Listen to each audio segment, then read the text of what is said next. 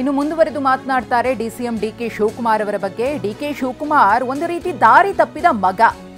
R Ashok ಅವರ ವ್ಯಂಗ್ಯ ಇದು. ಡಿಸಿಎಂ ಡಿಕೆ ಎರಡು ನಾಮ ಹಾಕೊಂಡು ಟೆಂಪಲ್ ಸುತ್ತಾ ಇದ್ದಾರೆ. ಇದೀಗ ಡಿಕೆಗೆ ಎಂಎಲ್ಸಿ ಯತೀಂದ್ರ ಅವರು ಮೂರನೇ ನಾಮ ಹಾಕಿದ್ದಾರೆ.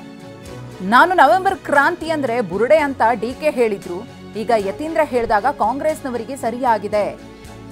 ಆರ್ ಅಶೋಕ್ ಅವರ ಸ್ಟೇಟ್ಮೆಂಟ್. ತಪ್ಪದೇನ್ರಿ, ತಪ್ಪೇ ಔಟ್ ಐತೆ. ದಾರಿ ತಪ್ಪಿದ ಮಗ. ಈಗ ಡಿ ಕೆ ಶಿವಕುಮಾರ್ ದಾರಿ ತಪ್ಪಿದ ಮಗ. ಟೆಂಪಲ್ ರನ್ ಮಾಡಿದ್ರೆ ಏನು ಸಿಗಲ್ಲ ಅಂತ ಕಾಂಗ್ರೆಸ್ ಅವರ ಹೇಳಿದಾರಲ್ಲ. ಅವ್ರು ಯಾರು ಮಂತ್ರಿ ಒಬ್ರು ಹೇಳಿದ್ದಾರೆ. ಟೆಂಪಲ್ ರನ್ ಮಾಡಿದ್ರೆ ಏನು ಸಿಗಲ್ಲ ಅಂತ ಹೇಳಿದ್ದಾರೆ. ಇಲ್ಲಿ ಟೆಂಪಲ್ಗಿಂತ ಬೇರೆ ಟೆಂಪಲ್ ಒಂದು ಇದೆಯಲ್ಲ ಡೆಲ್ಲಿಯಲ್ಲಿ. ಟೆಂಪಲ್ಗಿಂತ ಇನ್ನೂ ದೊಡ್ಡ ಟೆಂಪಲ್ ಇದೆ. ರೋಮ್ ಟೆಂಪಲ್ ಅದು ಯಾವುದೋ ಗೊತ್ತಿಲ್ಲ. Italy temple. ಆ ಟೆಂಪಲ್ನ ಸುತ್ತಬೇಕು. ನಿನಗೆ ಚಾಮುಂಡೇಶ್ವರಿ, ಮಾರಮ್ಮ, ಗೌರಮ್ಮ, ರಾಘವೇಂದ್ರ ಸ್ವಾಮಿ ಇವೆಲ್ಲ ಏನು ಉಪಯೋಗ ಇಲ್ಲ ಕಾಂಗ್ರೆಸ್ ಅವ್ರಿಗೆ.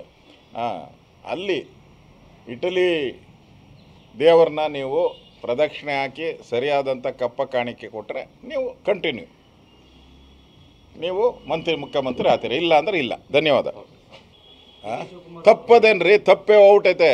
ದಾರಿ ತಪ್ಪಿದ ಮಗ ಈಗ ಡಿ ಕೆ ಶಿವಕುಮಾರ್.